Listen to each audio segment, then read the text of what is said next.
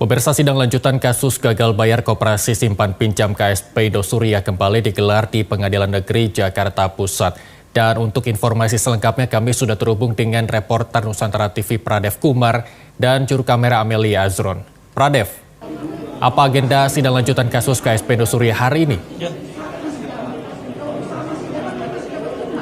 Ya, Irsal, untuk pemirsa Nusantara TV, hari ini telah diadakan sidang terkait dengan gagal bayarnya Koperasi Simpan Pinjam Indosuria. Untuk agenda hari ini yang dimulai pada pukul setengah 10 atau jam 10 pagi tadi, telah dibacakan agenda proposal skema perdamaian dari pihak Indosuria kepada kreditur yang ada, Irsal.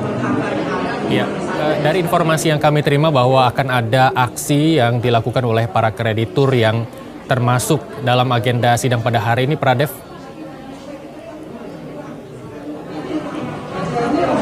Ya, Irsal, untuk nanti siang dan habis sidang hari ini akan ada aksi yang dilakukan oleh Aliansi Korban Indosuria, tepatnya di depan PN Pengadilan Negeri Jakarta Pusat.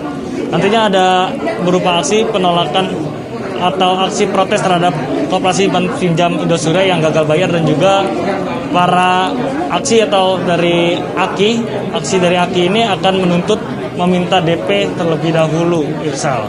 Baik, Pradev, dari agenda sidang hari ini yang menghadirkan para kreditur dari KSP Indosuria sendiri, apa langkah selanjutnya setelah sidangnya digelar pada hari ini di PN Jakarta Pusat, Pradev? Ya, Irsal, untuk mengetahui informasi lebih lanjut seperti apa, saya telah bersama dengan Bapak Andra. Bapak Andra selaku dari kuasa hukum korban Aliansi Korban Indosuria. Oke. Ya, selamat siang Pak Andra. Selamat siang. Pak Andra, mau nanya dong Pak mengenai sidang hari ini nih. Sebenarnya apa sih skema yang dibahas dari dalam persidangan? Jadi agenda rapat kreditur pada hari ini adalah pembahasan rencana perdamaian. Tapi tadi akhirnya oleh hakim pengawas ditunda karena pada hari yang sama juga, sebelumnya debitur sudah membagikan proposal perdamaian. Tapi hari ini ternyata yang dipresentasikan oleh debitur PKPU itu adalah proposal perdamaian yang berbeda dari yang sebelumnya diberikan. Sehingga para kreditur meminta untuk rapat kreditur sementara ditunda dulu agar memberikan waktu kepada kreditur untuk mempelajari dari rencana perdamaian yang baru aja ada perubahan hari ini. Nanti detailnya dari AKI sendiri gimana Pak? Untuk sidang lanjutannya kan jatuhnya hari Kamis. Hari Kamis ya, betul. Agendanya hari Kamis, lanjutannya itu rapat pembahasan lagi dari yang hari ini. Kalau tuntutan sendiri nih Pak, dari Pak Anda sebagai kuasa hukum dari AKI nih Pak, sebenarnya apa sih yang lebih utama nih Pak dari... Ya, secara garis besarnya kami meminta keseriusan dari debitur PKPU ya dalam proses PKPU ini gitu loh. Maksudnya artinya gini, proses gagal bayar ini tidak serta-merta jadi begitu saja gitu. Ada apa? Bagaimana sampai sehingga terjadi proses gagal bayar ini? Apa penyebabnya? Bagaimana laporan keuangan? Itu harus dijabarkan. Itu harus dijabarkan oleh debitur PKPU di dalam proses ini. Rencana perdamaian yang ditawarkan pun juga harus yang sebaik-baiknya, yang bisa mengakomodir. Dalam proposal perdamaian kami baca dia mengaku diras. Sekarang pertanyaannya, dirasnya bagaimana? KSP kan bukan bank. Emang ada orang yang bisa tiba-tiba datang ke KSP narik bank seperti di bank diras? Kalau dia bank diras masuk akal. Nah, tapi kalau dia bilang diras itu seperti apa? Semuanya kan para nasabah ini megangnya biliar deposito. Itu kan ada tanggal kapan penarikan. Jadi kalau dibilang ras itu pertama nggak masuk akal logika kami lah kalau dibilang diras. Yang kedua, penawarannya itu bisa di-restrict sampai 10 tahun. Kasihan loh para nasabah ini. Di mana 70% dari nasabah ini adalah orang-orang tua atau adalah orang pensiunan. Bahkan sudah ada yang sakit, bahkan sudah ada korban jiwa, tidak bisa melanjutkan pengobatan karena dananya tertahan di KSP Indosuria.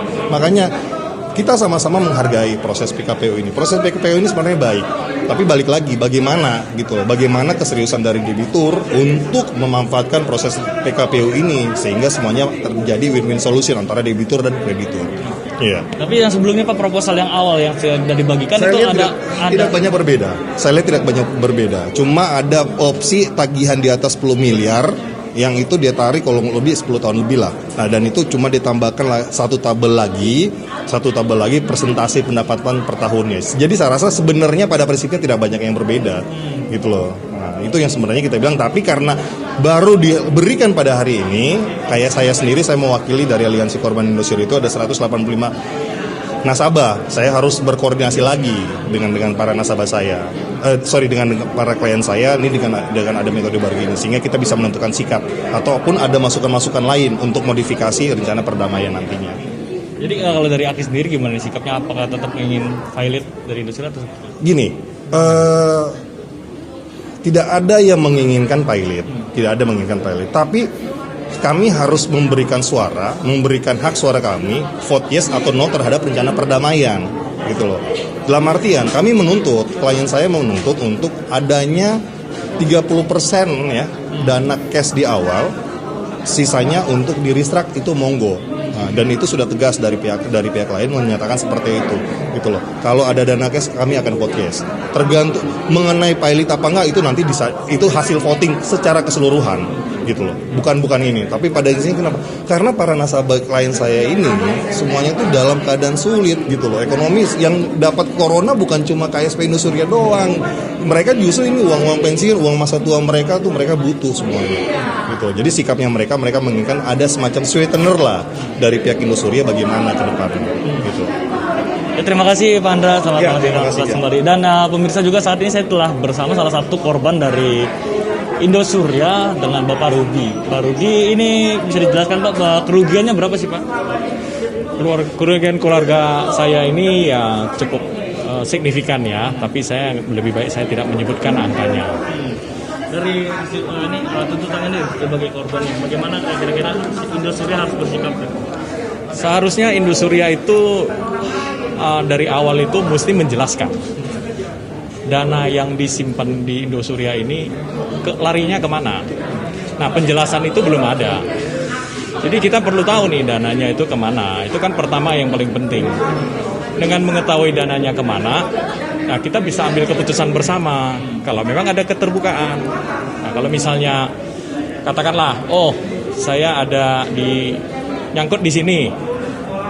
Untuk supaya nyangkutnya ini bisa pengembalian yang masuk akal, seperti apa? Ya kita bisa duduk bersama.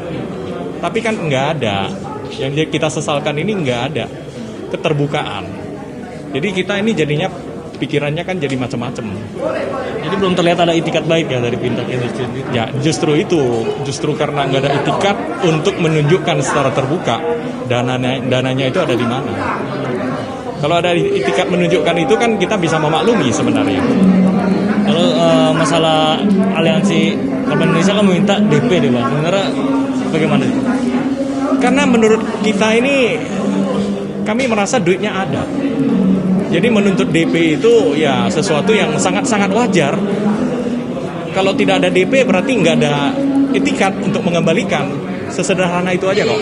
Jadi kalau ada DP berarti ada itikat mau membalikan. Karena kan kita nggak jelas nih dananya di mana. Kalau dananya misalnya nyangkut di mana, kita ngotot minta DP kan nggak bisa juga. Tapi kan ini kan nggak ada pertanggungjawaban dananya kemana. Sangat-sangat rahasia. Jadi ya kita menganggap berasumsi ini ada dananya. Kalau ada dananya ya kita minta DP. Ya terima kasih banyak Pak Rudy, selamat beraktivitas kembali. Ya pemirsa, tadi itu wawancara saya dengan kuasa hukum maupun juga korban Aliansi Indosuria. Irsal.